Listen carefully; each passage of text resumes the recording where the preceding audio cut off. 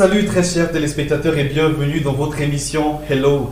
C'est un grand plaisir pour nous de vous avoir au travers de votre tout petit écran dans la meilleure des chaînes de télévision. Il s'agit bien de la chaîne Sémence TV. C'est notre premier rendez-vous dans le cadre de cette émission et nous sommes très heureux. Hello, c'est cette émission qui vous permet de mieux connaître la culture chrétienne. On a donc pour objectif de vous édifier. Autant mieux. Il faut donc dire qu'on a pour objectif de mieux vous faire connaître ce que vous savez déjà de la parole de Dieu et mieux vous faire connaître également ce que vous ne savez pas. Il y a tellement de personnes dans ce studio, je vais dire sur ce plateau, ils seront avec moi, ils vont intervenir dans cette pluralité de rubriques que nous aurons. Mais avant de vous présenter les rubriques, question de vous mettre en condition, nous vous proposons cette très belle musique de mise en condition. Une artiste camerounaise du nom d'Indira qui glorifie le Seigneur. On prend cette chanson, Indira, mesdames, messieurs, je vais te louer. À tout à l'heure.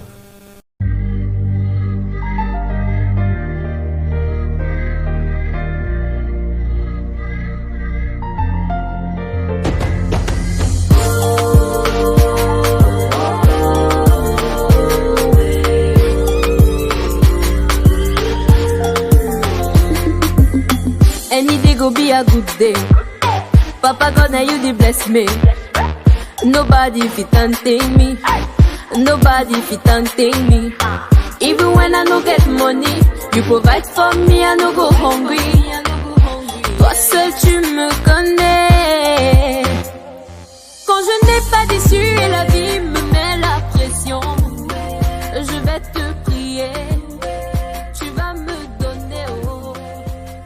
Quand je sors le matin et je rentre la nuit. Je vais te louer. Une très très belle musique, forcément en studio, on va vous recommander.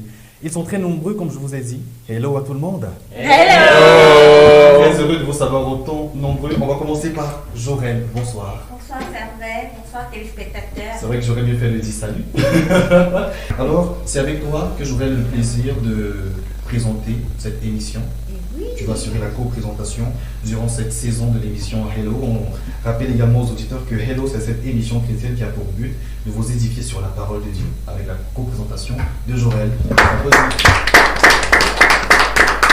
Alors, qu'est-ce qu'on peut promettre, Jorel, pour cette saison aux téléspectateurs? Alors, on va promettre que cette saison sera simplement du waouh, Servet sera j'avais pas très envie de dévoiler les petits secrets parce que ce sera, je souhaite simplement téléspectateurs rester scotchés sur notre chaîne Sémence TV, vous serez surpris agréablement. Restez scotchés sur Sémence TV, il y a tellement de programmes que vous aurez dans cette chaîne-ci. Nous avons déroulé le tapis rouge avec Hello. Une grosse équipe nous assure la présence aujourd'hui. On va également saluer la présence de Yannick Mbok. Et c'est celui-là même qui va nous signer pour cette saison la rubrique Le verset du jour. Yannick, salut. Salut mes chers téléspectateurs. C'est un immense plaisir de me retrouver ici. Salut Servet une fois de plus. C'est un réel plaisir, comme je me disais, de me retrouver sur le plateau de l'émission Hello. Hello, une fois de plus à tout le monde. Hello. Tu vois, Jorel, il s'est habillé pour l'occasion. On a l'impression qu'on s'est mis d'accord, Servet, parce qu'il a du pain, moi j'ai du pain. Également, tu as du pain. Et moi aussi, j'ai du pain. Ah, c'est l'émission du pain, c'est une émission africaine, bien sûr. L'Afrique pour le monde, ce qui nous rassemble ici, c'est la parole de Dieu. Alors Yannick, il y a cette rubrique que tu vas nous signer durant cette saison, le verset du jour. Qu'est-ce que les téléspectateurs doivent savoir concernant cette rubrique? C'est un réel plaisir, une fois de plus, comme je le disais, Servet. Je vais vous présenter des enseignements. La rubrique, le verset du jour, est une rubrique qui a pour but d'édifier les téléspectateurs. Oui. C'est un passage pris dans la Bible et commenté par l'ensemble du panel. Oui. Je tiens également à rappeler qu'il va en étroite collaboration avec les autres rubriques de cette émission. Ouais, c'est important, Jorel, de préciser parce qu'il y a une pléthore de rubriques en dehors du verset du jour. On a également le personnage biblique qui va en parfaite cohérence avec collaboration. Le verset, parce que c'est à travers les versets, Servet, qu'on peut décrire la vie d'un personnage. Effectivement, je pense que tu l'as très très bien dit. Et celui qui va nous signer la rubrique le personnage biblique, il s'appelle simplement Tony Ndogmo. On aura le plaisir de la voir tout à l'heure. Mais avant cela, on va également accueillir une troisième personne. Celle-là, c'est une fille. Elle s'appelle Ingrid Foka. Oui. Elle va nous signer durant cette saison la parabole. La parabole. Hello, Ingrid. Hello, Servet. Hello, très chers téléspectateurs. Ravi d'être ici. Hello. Le plaisir est pour nous également. Alors, en quelques mots, parle-nous de cette rubrique-là, la parabole. De quoi sera-t-il question tout au long de cette saison? On rappelle, tu vas, durant chaque production, être celle qui va nous signer cette rubrique. Exactement. Alors là, la parabole, c'est très simple. On va prendre une parabole de Jésus et ensemble, à l'aide du Saint-Esprit, si Dieu le veut bien, on va commenter pour en tirer le message caché derrière. Effectivement, parce que dans chaque parabole, Dieu fait le maximum, du moins. Ouais. Il y a un message enfoui. Tout à fait. Et généralement, c'est difficile pour le peuple de Dieu, du moins pour certains chrétiens également, de cerner réellement la quintessence de la parabole. Voilà pourquoi, durant chaque production, très chers téléspectateurs, on aura toujours un homme de Dieu à nos côtés pour pouvoir nous diriger, pour pouvoir nous expliquer. Que ce soit le personnage du jour, la parabole, le verset, on aura toujours un homme de Dieu. Et bien ce soir, bien. Aujourd'hui, c'est le révérend pasteur et homme de Dieu, l'apôtre Albert Zoueke qui est avec nous. Merci beaucoup, pasteur, d'être avec nous aujourd'hui. Merci, Sévère. Bonsoir. Hello. Hello. Et bonsoir spécial à tous les téléspectateurs de Semence TV. Vous n'avez pas fait d'erreur, hein, vous avez fait le bon choix.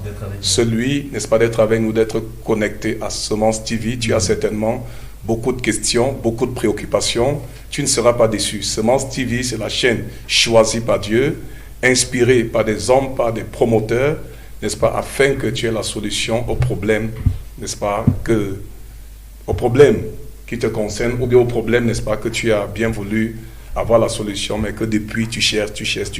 Semence TV sera la solution. Effectivement, merci beaucoup. Vous avez carrément planté le décor, pasteur. Je pense que là, tu as vu celui chez qui je tire l'inspiration pour la coiffure. C'est le chapeau. Merci. Sans plus attendre, on va entrer concrètement dans la toute première rubrique de cette émission. Il s'agit du verset.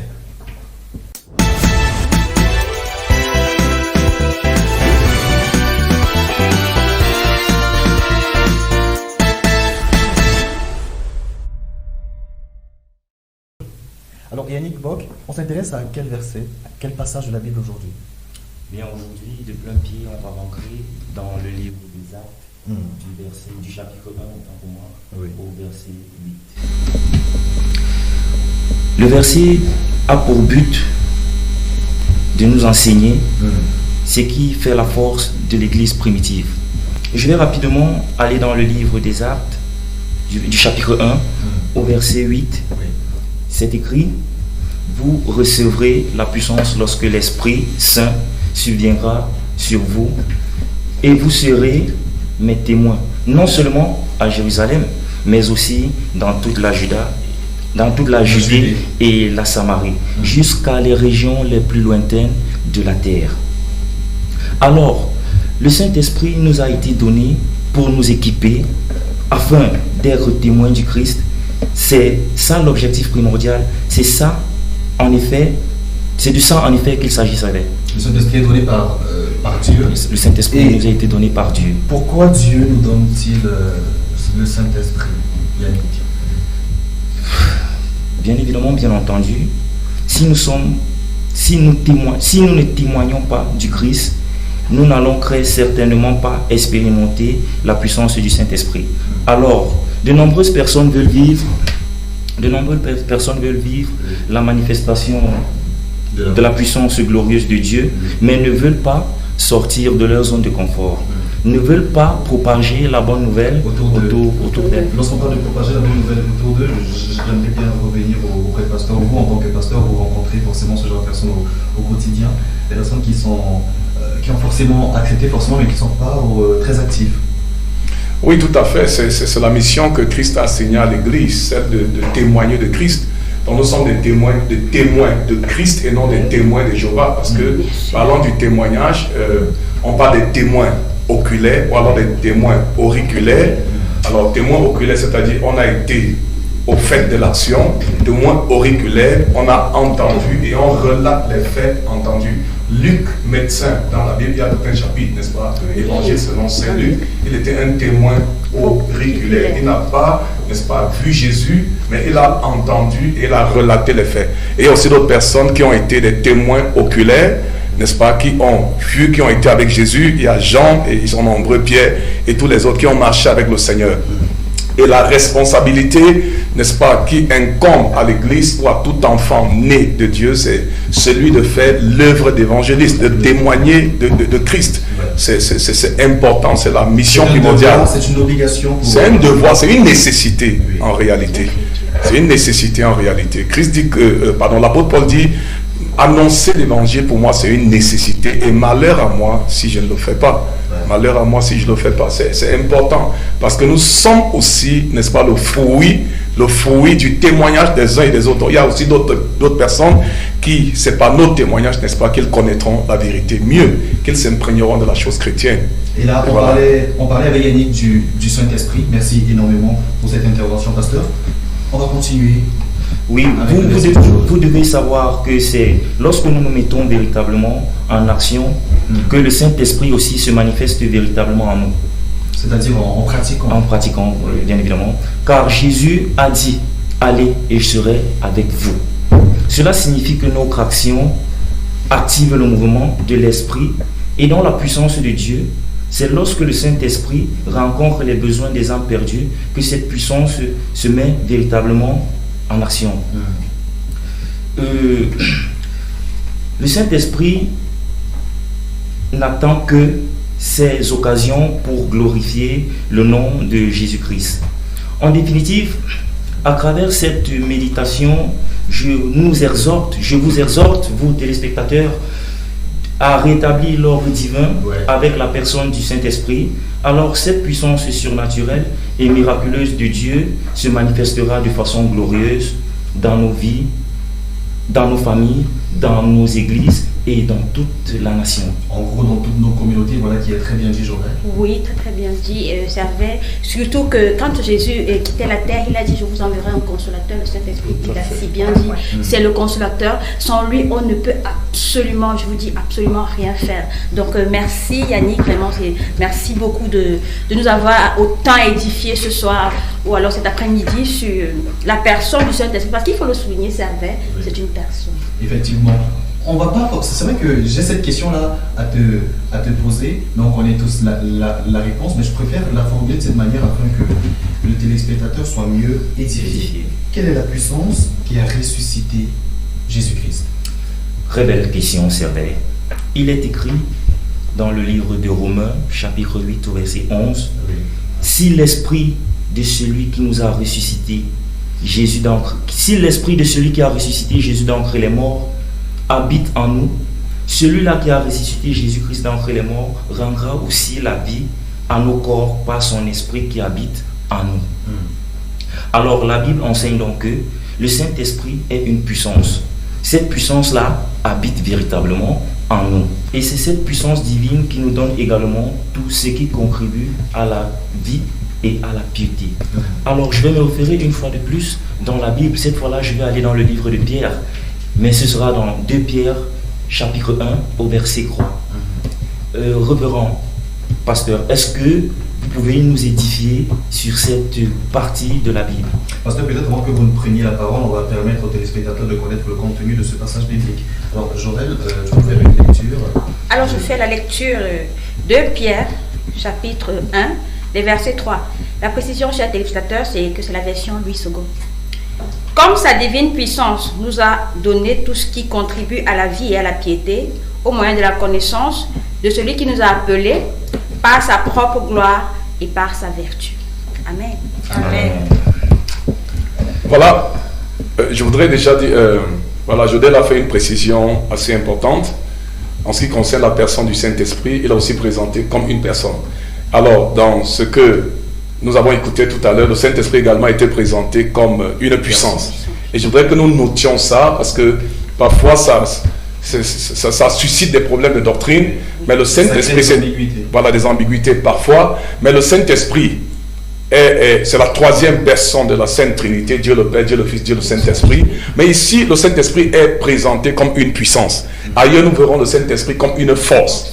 Et tout ça, c'est la personne du Saint-Esprit. Et les gens peuvent se demander comment est-ce que le Saint-Esprit est-elle une personne? Parce que le Saint-Esprit manifeste toutes les émotions qu'un homme, toi et moi, n'est-ce pas, nous manifestons. Donc je crois que ça fera peut-être l'objet d'un autre débat. Mais je vais relever ici que c'est important que nous comprenions. Pourquoi Jésus insiste sur le fait que vous recevrez une puissance? Et ce n'est qu'à partir de cette puissance que vous serez témoin. Parce qu'en réalité, tout ce qui concerne Dieu ne peut être fait selon Dieu que par une aide spéciale en la personne du Saint-Esprit. Et c'est ici ce que, n'est-ce pas, relate l'apôtre Pierre dans le deuxième épître, chapitre 1, verset 3 que nous venons de lire. Comme sa divine puissance, la puissance divine, n'est-ce pas, ça fait allusion au Saint-Esprit. Nous avons tout par le Saint-Esprit. Et Jésus a dit cela dans le livre des Corinthiens, par la bouche de l'apôtre Paul. Il dit, tout est à vous, vous êtes à Christ et Christ est à Dieu. Donc par le Saint-Esprit, n'est-ce pas, nous pouvons obtenir tout ce qui est important et nécessaire pour notre salut, pour notre épanouissement dans le Seigneur. Qui mène au Seigneur. Tout à fait, pour exceller, pour vivre une vie de piété, pour vivre les vertus de la foi chrétienne, nous avons besoin du Saint-Esprit. C'est pourquoi, comme elle a relevé tout à l'heure, sans le Saint-Esprit, nous ne pouvons rien faire. Alors, on va terminer cette partie de l'émission, surtout dans le cadre de cette rubrique, le verset du jour. Yannick, on va retenir une fois de plus que le Saint-Esprit est donc l'incarnation de la puissance de Dieu en personne. C'est pourquoi il est dit de Jésus que toute la plénitude et la divinité habitaient corporellement en lui, dont l'Esprit habite dans son corps.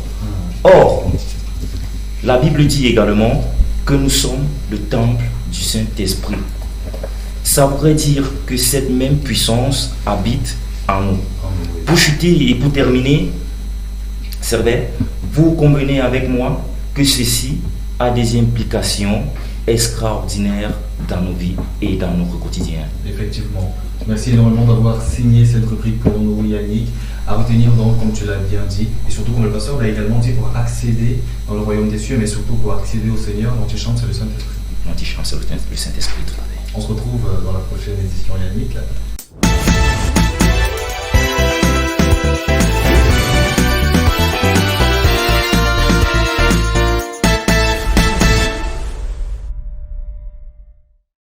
Tony, salut et bienvenue.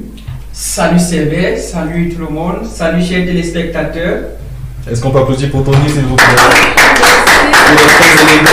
À l'entame de cette émission, on a présenté les rubriques et chacun a eu l'occasion de présenter sa rubrique. Ingrid, par exemple, très ravissante ce soir, n'est-ce pas, Tony? Effectivement. Tu vas nous signer durant cette saison la rubrique Le personnage biblique. Avant d'entrer dans le fond de ce que tu nous as préparé aujourd'hui, que retenir déjà, que savoir de ta rubrique et qu'est-ce que tu promets aux téléspectateurs durant cette saison? Oui, c'est vrai, je vais comme ça rapidement rappeler aux téléspectateurs que les parents ont l'habitude, n'est-ce pas, de donner des pronoms bibliques à leurs enfants sans parfois très maîtriser la signification profonde de ces prénoms. J'ai même envie de dire la portée spirituelle de ces prénoms sur la vie de leurs enfants. Alors, pendant cette rubrique personnage biblique, nous aurons à décrypter la quintessence, n'est-ce pas, d'un personnage biblique. Nous aurons à étudier ses réalisations, nous aurons à étudier, n'est-ce pas, ses caractères et tirer beaucoup plus le positif de cette personne pour pouvoir mûrir, n'est-ce pas, notre foi en tant que chrétien. Voilà qui est bien dit, Tony. Et aujourd'hui, quel est le personnage qui a retenu ton attention? Oui, aujourd'hui j'ai focalisé mon attention, n'est-ce pas, sur le personnage de David, le roi David. Alors, Tony, ce soir, ou alors cet après-midi, tu nous as dit que tu parleras du roi David. Qui est ce roi David? Pourquoi le roi David? Pourquoi avoir choisi spécifiquement Sincèrement, oui, parce qu'il y a tellement de personnages. Il y a tellement de personnages. Enfin, moi, j'aurais pas fait ce choix, Servet. Par exemple, donc, pour cette première, quel est l'intérêt du roi David? Oui, Servet, vois-tu, ce qui m'a motivé à choisir la personne du roi David, c'est sa vie. Déjà dans la société, nous sommes, n'est-ce pas, dans une société en perte de repères, une société où la recherche du mieux-être, n'est-ce pas, est devenue un véritable parcours du combattant et les gens sont en proie aux difficultés, à l'abandon, n'est-ce pas, à tellement d'épreuves. j'ai choisi le roi David parce que le roi David, en son temps, a presque traversé, n'est-ce pas, les mêmes difficultés que nous. Mais ce que j'ai retenu, n'est-ce pas, de ce personnage, c'est comment il a su compter sur Dieu pour pouvoir surmonter ces difficultés. C'est la raison pour laquelle je me suis focalisé, n'est-ce pas, sur sa personne. En gros, c'est ça qui t'a motivé à choisir le roi David. Oui.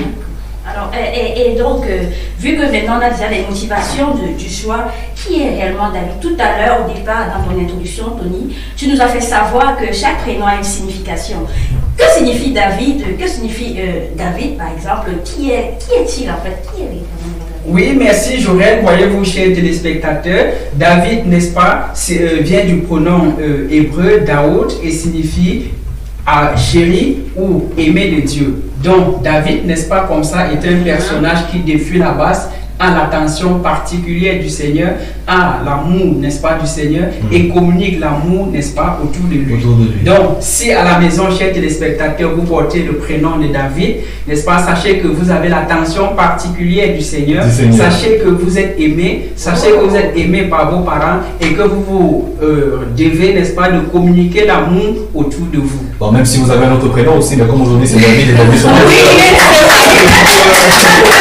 Nous allons continuer, n'est-ce pas, en parlant de David. Bien sûr. Nous allons entrer, n'est-ce pas, un petit peu en profondeur. Nous dirons déjà comme ça que David, n'est-ce pas, est né vers 1040 avant Jésus-Christ. Il est le 8e fils, n'est-ce pas, de Jessé, ou encore connu sous le nom d'Isaïe, descendant de la tribu de Juda. David, n'est-ce pas, exerce pour métier principal berger et il paie les troupeaux de son père. À l'âge de 17 ans, il est comme ça coopté par le Seigneur et ou par le prophète Samuel comme second roi sur tout Israël. Mais ce n'est qu'à l'âge de 30 ans qu'il prendra effectivement les commandes du royaume et il gouvernera, n'est-ce pas, pendant 40 ans avant de s'éteindre à l'âge de 70 ans. Donc nous retiendrons déjà que le Seigneur a choisi David à 17 ans, mais ce n'est qu'à 30 ans que David est entré pleinement dans l'élévation que le Seigneur avait prévue pour lui. Donc de 17 ans à 30 ans, David est passé, n'est-ce pas, par le désert de formation. Pendant cette formation, nous allons étudier, n'est-ce pas, ses failles, nous allons étudier, n'est-ce pas, ses prouesses, nous allons étudier, n'est-ce pas, ses réalisations. Alors David, de la royauté, bon, je vais dire, il était berger à la base. Naturellement. Donc de l'élevage à la royauté, avec Dieu, tout est possible, Ingrid. Comme dans Kérosène, quoi. Pasteur, avant de passer à nouveau la parole à Tony, avez-vous quelques personnes qui s'appellent David dans votre famille ou dans votre entourage? Oui, bien sûr. Vous pouvez saluer quelques-uns ce soir, aujourd'hui. Il y a David Payan, oui. Voilà, sous-directeur dans un ministère quelque part, et également David Amada, n'est-ce pas, qui travaille, je crois, dans les aéroports du Cameroun. Oui. Voilà. Bah, et bien d'autres encore. On vous salue tous les David. Hello. Nous revenons vers toi, Tony. Oui. Parlons de... Là, tu nous as présenté les caractéristiques de David. En quelque sorte. En quelque sorte, oui. Parlons de David. Quelle est l'attitude à adopter face au péché? Ok, donc, attitude à adopter face au péché. J'ai d'abord envie de commencer, n'est-ce pas, en présentant le péché mignon que David, n'est-ce pas, comme tout homme, a connu. Généralement, il y a souvent la pasteur qui revient tout le temps. Péché mignon. Y a-t-il le péché mignon réellement en quelques mots? Mais vraiment, on doit faire très attention. Ça me rappelle dans les groupes bibliques, nous étions en cellule, je suis là en 1993. Ça fait longtemps, hein? Oui, nous étions dans une cellule d'études bibliques et il y a une sœur qui faisait la confession parce qu'il y avait une phase où chacun essayait, n'est-ce pas, de demander pardon à Dieu et demander, n'est-ce pas, aux frères et sœurs, n'est-ce pas, de prier pour les uns et les autres. Elle s'est dit, vraiment, priez pour moi parce que depuis un certain temps, je ne dis que des demi-vérités.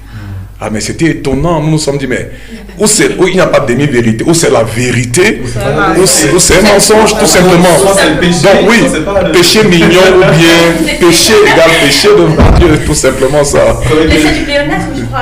Oui, c'est également du pléonasme. Tout à fait. Je pense que c'est un pléonasme propre à notre génération, parce que je ne sais pas si avant ça se disait également de cette manière-là. En effet. Dans nos établissements aujourd'hui, pour ceux qui sont enseignants, ils peuvent savoir quelque chose. Il y a le 9 fort. Ouais.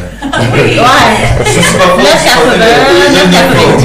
Je suis pas une 9. Je suis pas J'ai vu, d'accord. J'ai failli passer en fait. J'ai failli passer, mais je n'ai pas échoué quand même. Ouais, j'ai pas échoué. Donc, on revient quand même sur cette question. Donc, parlons de David, parce que là, ça nous permet de revenir dans notre environnement actuel. Parlons de David, quelle est l'attitude actuellement adoptée face au péché? Vas-y, péché. Oui, c'est vrai, disons, rappelons-nous déjà comme ça que David est un modèle de foi, un modèle de prière, un modèle de persévérance, de courage, de tempérance, d'humilité, de tolérance, de compassion, de loyauté, d'où son qualificatif, n'est-ce pas, homme selon le cœur de Dieu. Mais nous nous posons la question de savoir qu'est-ce qui a bien poussé David, n'est-ce pas, à se livrer au péché. Voyez-vous, un soir, David est en train de se balader sur sa terrasse et aperçoit, n'est-ce pas, à distance, Bathsheba, la femme de son serviteur Uri, en train de prendre sa douche. Elle est tellement jolie, tellement belle, avec des formes qui attirent et crée en David, n'est-ce pas, un trouble comme le gaz carbonique en présence de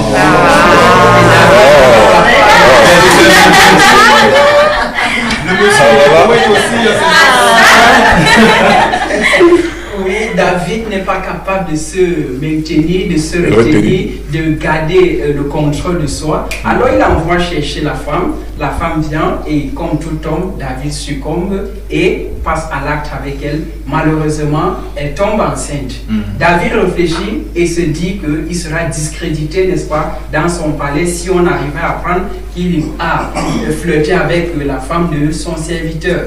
Alors David fait venir son serviteur, question, n'est-ce pas, de lui demander d'aller dormir avec sa femme, mais son serviteur qui est patriote et qui aime sa patrie, qui sort de la guerre, n'a pas voulu, n'est-ce pas, aller se coucher avec sa femme tandis que ses compatriotes sont en train de mourir. Il est resté, n'est-ce pas, devant le portail de David. Retourné à la maison, il envoie avec une lettre dans laquelle il ordonne, n'est-ce pas, à son capitaine d'armée Joab de le mettre où la guerre sera plus intense. Là, il sera atteint et il mourra. C'est ce qui s'est passé. Et David a récupéré la femme d'Uri. Le Seigneur, n'est-ce pas, n'a pas pardonné cet acte ignoble, parce que David, étant roi, avait la possibilité de se prendre toutes les femmes qu'il voulait, mais pas toucher à la femme de l'autre. Mais l'attitude que nous allons, n'est-ce pas, observer ici, c'est celle de David. Lorsque le prophète Nathan, n'est-ce pas, rappelle à David le péché qu'il a commis, David rentre, n'est-ce pas, en lui. Nous avons parlé de lui tout à l'heure et disant qu'il est un modèle d'humilité. David, donc, rentre en lui intérieurement et comprend que ce qu'il a fait n'était pas bon.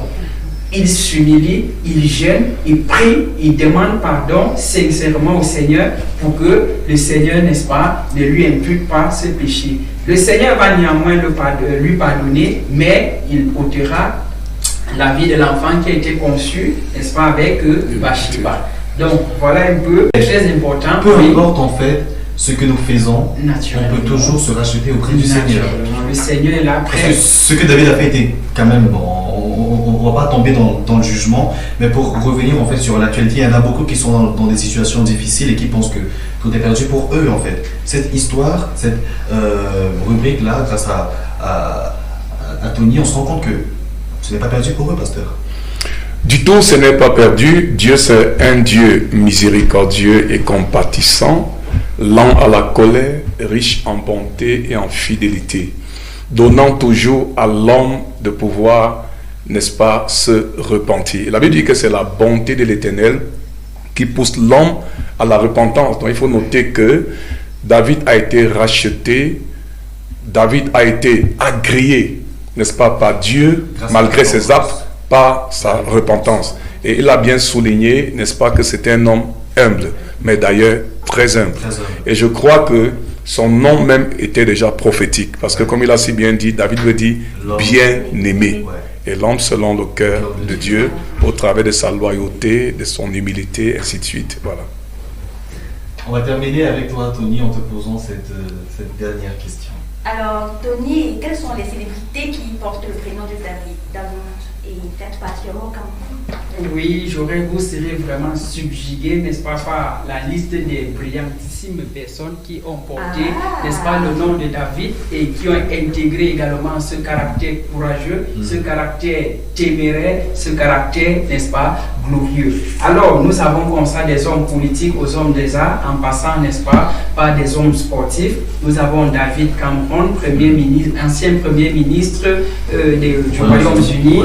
Nous avons David Ben Gurion, ancien Premier ministre, n'est-ce pas, d'Israël. Nous avons David Ebouto, un chroniqueur politique camerounais. Dans le domaine du sport, nous avons le célèbre joueur anglais David Beckham, n'est-ce pas, qui a évolué avec Manchester City, le Real Madrid et le PSG, qui a été éliminé en passant hier. Nous avons également David Eto'o, qui n'est plus à annoncer le fait de l'autre. Dans le domaine de l'art, n'est-ce pas, ils sont très nombreux tous les David Palmer, qui est ce célèbre acteur qui intervient dans la série 24 heures chrono, saison 1 à 5. Merci énormément. Mais les David ont... Une question peut se dégager parmi tout cela. Est-ce qu'il y a des hommes selon le cœur de Dieu parmi tous ces vedettes, tous ces stars? Là, c'est une question sur Donc ça, c'est une question qu'on va renvoyer aux téléspectateurs. Débat à la maison de tous les David qu'on a cité, quel est celui qui était réellement selon le cœur de Dieu. Merci énormément, Tony. Merci. Merci également. Merci Sévère. Merci Joël. Merci tout le monde. On va prendre la prochaine rubrique. Il s'agira de la parabole.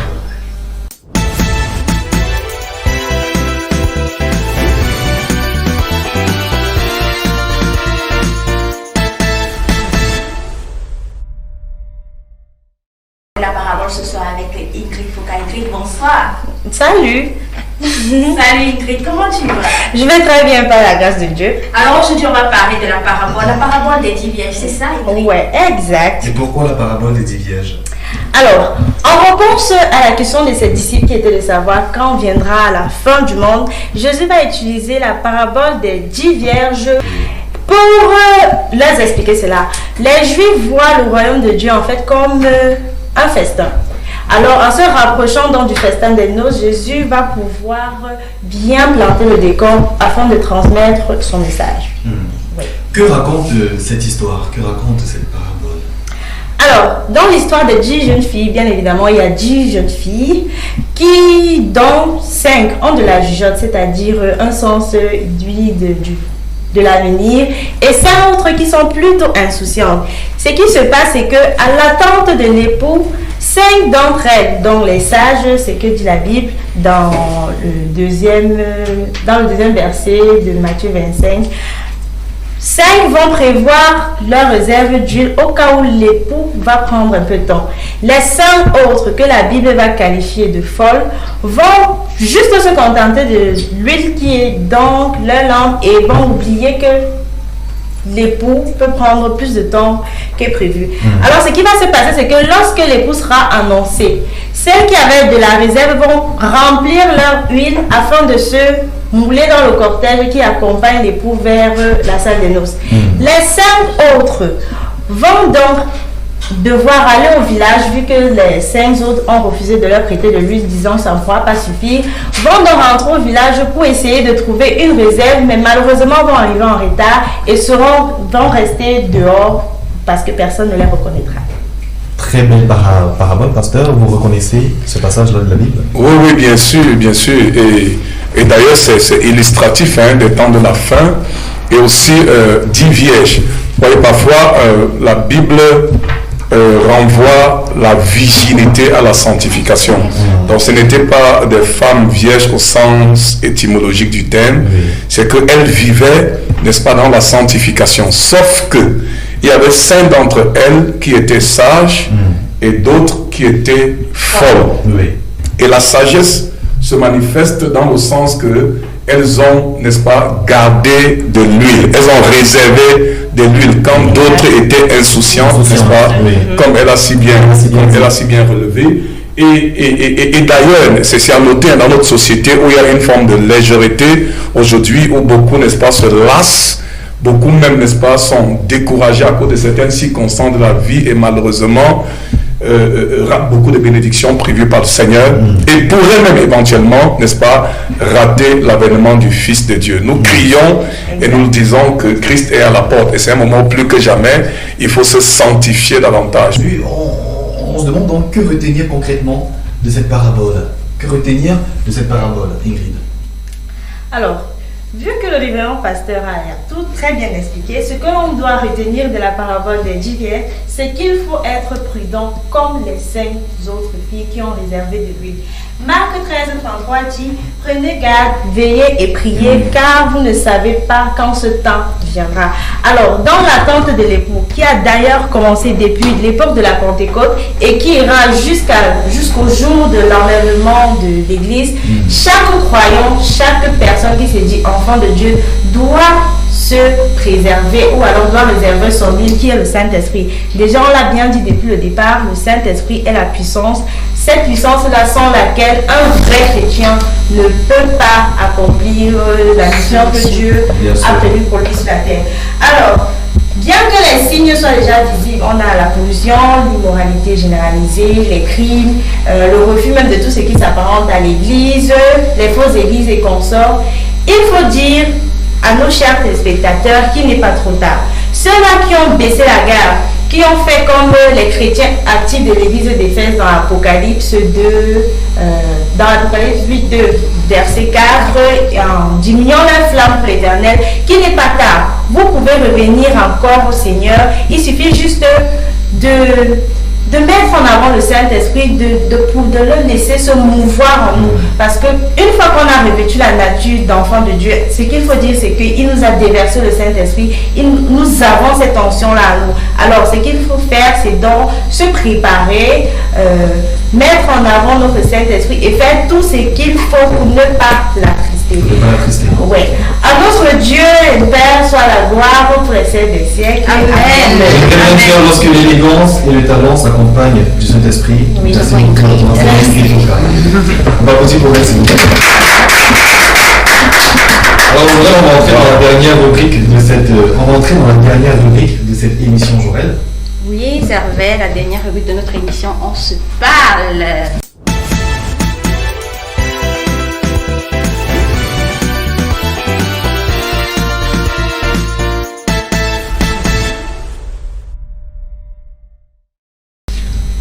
Aujourd'hui, dans le cadre de cette rubrique, nous avons un thème. Oui, Servet. Dans le cadre de cette rubrique, nous avons un thème et notre thème ce soir, c'est les blessures intérieures. De plus en plus, on se rend compte, Servet, on se rend compte que des personnes, la plupart de ceux qui nous entourent souffrent en fait. Ils vivent des moments assez difficiles et ne savent pas comment gérer ça. Ils ne savent même pas de quoi il est question, de quoi est-ce qu'il en est. Alors, et puis, on se rend compte qu'il y a beaucoup de manifestations, il y a beaucoup de choses. Donc, il s'agira vraiment de discuter tous ensemble autour de cela. D'entrée de jeu, j'aimerais bien demander à toi, Tony, en quelques mots réellement, qu'entend-on par blessure interne? Oui, c'est vrai. Une fois de plus, merci pour la question. De rien. Blessure interne, moi je considérerais cela, n'est-ce pas, comme des forteresses internes dans lesquelles on rentre se recroqueviller lorsque nous avons des situations devant nous dont nous ne parvenons pas à venir au bout de ces situations. Donc pour moi, je dis la blessure interne, n'est-ce pas, c'est les choses que nous gardons au fond de nous dont nous ne voulons pas lâcher. Soit peut-être parce que nous ne pouvons pas ou alors parce que nous ne voulons pas. Voilà qui est très bien expliqué. Un truc à ajouter à cette définition, pasteur? Je crois que c'est assez complet. Voilà. On parlerait aussi, n'est-ce pas, des chocs émotionnels, n'est-ce pas, pour pouvoir les identifier aux blessures. Comment se manifestent les blessures internes, pasteur? Elles se manifestent de diverses manières. Voilà, vous savez, c'est devenu un problème. C'est devenu un problème de société, les blessures intérieures. Et il n'y a pas que des femmes, n'est-ce pas, qui sont victimes, bien que de manière générale, n'est-ce pas, ce sont les femmes, mais il y a aussi des hommes, n'est-ce pas, qui vivent des blessures émotionnelles, des blessures intérieures, et elles peuvent se manifester de diverses façons. Parfois le stress, parfois la dépression, oui, ça peut aller jusque là, les gens devenus dépressifs, ainsi de suite. Donc il y a beaucoup, parfois même aussi une sorte de rejet de sa propre personne, oui, de rejet de sa propre personne, et parfois aussi une sorte de solitude, c'est-à-dire on se renferme sur soi-même, on vit quelque chose au-dedans de soi qui nous détruit à petit feu, mais on se ferme, n'est-ce pas, dans sa situation, et on meurt à petit feu. Donc il y a plusieurs, n'est-ce pas, caractéristiques, il y a plusieurs manières dont les blessures internes, n'est-ce pas, peuvent se manifester. Même au travers aussi de... Parfois, ça peut se manifester aussi par la volubilité, c'est-à-dire on parle beaucoup, on est loquace, ainsi de suite. On mange beaucoup. Parfois aussi, on peut, n'est-ce pas, commencer, ne même plus manger, ne plus avoir d'appétit, ainsi de suite. Et on peut également développer certaines maladies physiques, certaines maladies au travers, n'est-ce pas, des blessures intérieures. Ça peut développer beaucoup de maladies. Et d'ailleurs... Dans ton entourage, Ingrid, tu en connais qui ont des blessures internes? Ben oui. Je dirais que j'ai un ami, un très bon ami à moi, qui récemment a perdu son grand frère. Alors, c'est vrai qu'au début, il n'a pas vraiment réalisé qu'en fait, son grand frère, il ne le verrait plus. Mais maintenant, ce qu'il fait, c'est qu'il se renferme dans l'alcool. Je vous assure, il est devenu alcoolique. Je sais très bien que c'est une manière à lui de, comment on dit souvent, noyer ses soucis. Mais... nous sommes d'accord que devenir alcoolique ne va pas résoudre son problème, ou alors ne va pas faire revenir son grand frère. Donc c'est vraiment malheureux de voir tant de personnes affectées par cette blessure interne-là. Je pourrais prendre plein d'exemples parce que j'ai même ma soeur qui souffre de ça en ce moment, mais bon, je vais m'arrêter là pour laisser. La réelle question qu'il faudrait donc se poser dans ce contexte, très chers téléspectateurs, bon, je préfère laisser le soin à Jorel de nous présenter cette question. Alors la réelle question qu'il faut se poser, tu l'as dit, c'est vrai, c'est comment est-ce qu'on fait pour sortir de cette bulle-là, comment est-ce qu'on fait pour sortir de tout ça, comment faire effectivement pour guérir de cette blessure interne? Bien, les solutions sont multiples, et puis biblique. Voilà, suivant les préceptes bibliques, je crois que le meilleur médecin des blessures émotionnelles, parce qu'en réalité, ceux qui sont émotionnellement blessés ne peuvent pas avoir la solution par la médecine moderne. Déjà même que les examens, la personne souffre en elle-même, mais les examens médicaux s'avèrent parfois très négatifs. Oui, et d'aucuns, n'est-ce pas, peuvent... de ce fait, renvoyer cela à la sorcellerie. Parfois, il n'en est rien. Parfois, il n'en est rien. Donc, et je vous assure, la Bible dit que Dieu envoie sa parole et sa parole guérit. Donc, la parole de Dieu peut guérir, n'est-ce pas, ceux qui souffrent des blessures émotionnelles. Mais parfois, ce n'est pas aussi suffisant, mais ne me comprenez pas mal. Je vais dire quoi? Parfois, il faut un encadrement de proximité à l'endroit de la personne, n'est-ce pas, qui souffre. Il y a ce que nous appelons, n'est-ce pas, dans le jargon, la cure d'âme. La cure d'âme, parce que c'est généralement une maladie liée à l'âme. Il y a des maladies comme le paludisme ou bien la COVID-19, n'est-ce pas, liée peut-être à la chair, au corps humain, ainsi de suite. Il y a des maladies, c'est quoi parfois, oui, maladies psychosomatiques, il y a des maladies, des blessures émotionnelles, quelqu'un a été brisé, n'est-ce pas, que ce soit à travers une certaine relation, n'est-ce pas, et là-bas il porte des blessures. Dans d'autres jargons, on parle d'ulcères, qui sont des blessures chroniques. La personne engage quelque chose, mais comment doit-elle sortir? La médecine n'a véritablement pas, la médecine moderne, c'est vrai qu'il y a un pan de la médecine, les psychologues, la psychiatrie, les psys, n'est-ce pas, on les envoie, mais ça marche comme ça ne marche pas. Donc le véritable médecin, dans ce sens, c'est le Seigneur. Et je crois qu'à titre illustratif, il y a le psaume 147, verset 3, psaume 147, verset 3, qui dit que, et c'est l'Éternel, il dit, il guérit ceux qui ont le cœur brisé et il pense leurs blessures. Alors, la blessure ici n'est pas une plaie, parce que quand on parle de blessure intérieure, les gens peuvent voir directement une blessure au cœur, une plaie. Non, il ne s'agit pas de ça, il s'agit d'une souffrance intérieure, mais qui détruit l'homme de l'intérieur vers l'extérieur. Elle est vraiment dévastatrice. Je connais beaucoup de gens d'ailleurs, n'est-ce pas, qui souffrent, hein, n'est-ce pas, de ces blessures, qui en souffrent énormément. Ils ont besoin, n'est-ce pas, d'une thérapeutie, n'est-ce pas, divine, pour leur apporter du réconfort, une sortie, n'est-ce pas, de ce problème. Et c'est important de parler également, pasteur, très important. Parce qu'il y en a qui, comme il a dit, restent, demeurent seuls, et voilà. Et oui, c'est très important. De l'autre. J'en ai rencontré beaucoup de personnes. Il y a certaines personnes même qui guérissent simplement parce qu'il y a quelqu'un qui leur prête une oreille attentive. Il parle, il trouve quelqu'un, il parle, et tu lui laisses, tu laisses la personne s'exprimer, elle parle, elle se sent à l'aise, elle se sent encore aimée, elle se sent, n'est-ce pas, à l'aise, elle se dit, mais il y a encore quelqu'un qui peut m'écouter, qui peut compartir avec moi, et au fur et à mesure, la personne la personne, n'est-ce pas, essaie de se libérer, À un moment donné, vous voyez certaines personnes, après avoir parlé, disent,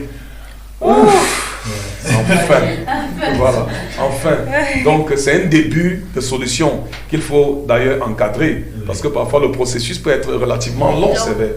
Le processus peut être relativement long pour que les gens finissent, n'est-ce pas, par sortir de leur situation. Il y a un cas biblique, hein, si nous lisons dans Jean chapitre 4, l'histoire de la femme samaritaine. Elle portait une blessure émotionnelle, une très très grande blessure intérieure. La preuve, c'est qu'elle se retrouvait à la 6e heure au puits. Pourquoi à midi au puits? Parce qu'à midi, c'était un moment où toutes les autres femmes se retrouvaient dans leur maison. Mais elle sortait parce qu'elle était stigmatisée. Les gens parlaient d'elle comme étant une ratée, une traînée, une prostituée, une arracheuse de mari. Vous voyez, et il fallait, n'est-ce pas, qu'elle ne se retrouve plus dans n'importe quel milieu. Voilà. Et les femmes se retrouvaient généralement au puits à certaines heures pour chercher de l'eau. Mais il fallait qu'elle attende midi. Et à midi, donc, elle est venue, mais Jésus était au puits. Et Jésus était au puits, et Jésus a rencontré, n'est-ce pas, cette femme. Il a dit, femme, donne-moi à boire. Elle a reconnu que Jésus était juif, elle était samaritaine. Il n'y avait pas de lien entre les samaritains et les juifs. Il dit, mais comment toi, juif, tu peux demander de l'eau à une samaritaine que je suis? Christ lui dit simplement que si tu savais quel est le don de Dieu et qui te demande cette eau, tu lui aurais demandé et elle t'aurait donné de l'eau vive. Elle était surprise. Après, à un moment donné, dans le dialogue, c'était une conversation. Oui, une conversation, et parfois aussi la guérison vient parfois de la conversation. Oui. Après, il dit, donne-moi cette eau. Il dit, va chercher ton mari.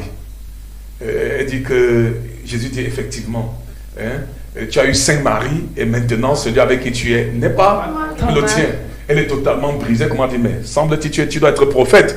Et voilà comment, n'est-ce pas, elle est allée donner témoignage au quartier pour dire, non, venez voir un homme qui a parlé de ma vie. Elle qui fuyait les gens, elle qui se cachait, n'est-ce pas, s'est ouverte parce qu'elle a commencé à recevoir un début de guérison. Et Christ avait véritablement identifié que le problème de cette femme était lié à une maladie interne, à une blessure intérieure. Elle avait été rejetée presque par toute la population de Samarie, au point que pour même se ravitailler, il fallait qu'elle le fasse à contre-temps. C'est-à-dire qu'à un moment où tous les autres n'y sont pas, parce qu'elle était toujours pointée du doigt, ainsi de suite, ainsi de suite. Donc il y a beaucoup d'autres exemples dans la Bible. Oui, je pense que là, le maître mot, ce qu'il faudrait que les chrétiens retiennent, c'est de parler en fait de leur problème, de présenter la situation, que ce soit à leur pasteur, que ce soit également à leur frère en Christ, ça pourrait forcément les aider. Tout à fait, serveur. On a même vu des femmes qui ont été violées, n'est-ce pas, qui ont caché ça, ou bien qui ont connu des abus, peut-être par les parents, l'inceste, mais qui se sont renfermés, qui sont même devenus parfois misogynes. C'est-à-dire, ils arrivent même à détester les hommes à la limite. J'en connais, et puis il y a des multitudes qui, à un moment donné, le fait qu'elles se soient ouvertes a apporté la guérison, la restauration. D'autres qui disaient qu'elles ne peuvent plus se marier, elles détestent les hommes, elles sont devenues agressives vis-à-vis des hommes, ainsi de suite, ainsi de suite. Mais tu ne la comprends pas, elles ne s'ouvrent pas, ainsi de suite, jusqu'au jour où, n'est-ce pas, elles trouvent cette occasion de pouvoir s'exprimer, de pouvoir se confier à l'autre, à quelqu'un. Elles se sentent rassurées, protégées, sécurisées, et disent, voici maintenant le moment. Et on l'encadre, et on lui prodigue des conseils basés sur la parole de Dieu. Et les gens finissent par sortir de leur situation et commencer à s'aimer même. Parce qu'il y a des gens qui développent une haine envers elles-mêmes à cause de toutes ces gens. C'est très dommage. Nous parvenons déjà à la fin de cette émission, mesdames et messieurs, mais je pense que Pour ce qui est du compte de cette rubrique, il faudrait donc retenir que malgré les situations difficiles, non seulement il faut communiquer avec l'autre, mais ne pas oublier de se confier au Seigneur. Et c'est dans ce contexte-là qu'il faut réellement avoir de la persévérance. Effectivement, c'est vrai, il faut vraiment se confier. Et tout à l'heure, le pasteur a fait mention de la femme samaritaine. Moi, je dirais également, moi, par exemple, c'est vrai, je vais prendre mon exemple. J'ai été victime, ou alors, je ne sais pas, j'ai été victime des blessures intérieures. Et vraiment, parler, après, à un moment, tu dis, ouf, tel que le pasteur l'a si bien expliqué. Et effectivement, quand on est guéri, il y a une suite logique, il y a un témoignage. Il y a une suite logique. Telle que la femme samaritaine, elle ne pouvait pas se tenir en public.